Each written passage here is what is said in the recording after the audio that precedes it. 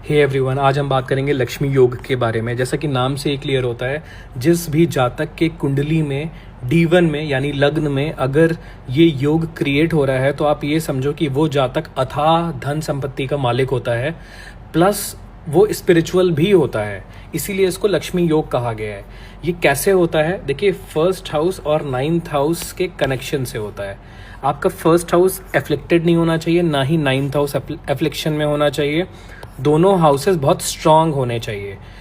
9th house क्योंकि धर्म और भाग्य का है और फर्स्ट हाउस सेल्फ का है, मतलब खुद का। अब 9th हाउस क्योंकि धर्म और भाग्य दोनों इससे रिप्रेजेंट होता है। आपको ये चीज़ ध्यान रखनी है कि 9th हाउस का लॉर्ड या तो केंद्र में होना चाहिए, अगर केंद्र में नहीं है तो त्रिकोण में होना चाहिए, ठीक है। और कोई प्लेसमेंट्स काम नहीं करेगी इस योग के लिए। 9th हाउस का लॉर्ड केंद्र में हो या त्रिकोण में हो। इसके अलावा 9th हाउस लॉर्ड को एग्जैल्टेड होना चाहिए। अगर एग्जैल्टेड नहीं है तो एटलीस्ट ओन साइन में रहे। ओन साइन में नहीं है तो ये फ्रेंडली साइन में रहे तो भी चलेगा।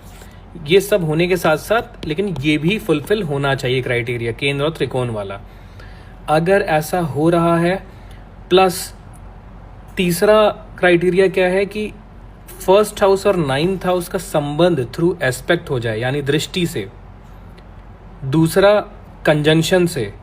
तीसरा एक्सचेंज से, अगर जिसको परिवर्तन बोलते हैं। अगर तीनों में से किसी के साथ भी हो जा रहा है फर्स्ट हाउस और 9th हाउस का, तो ये लक्ष्मी योग क्रिएट करता है और ये आपको अथाह धन संपत्ति और स्पिरिचुअल भी बनाएगा।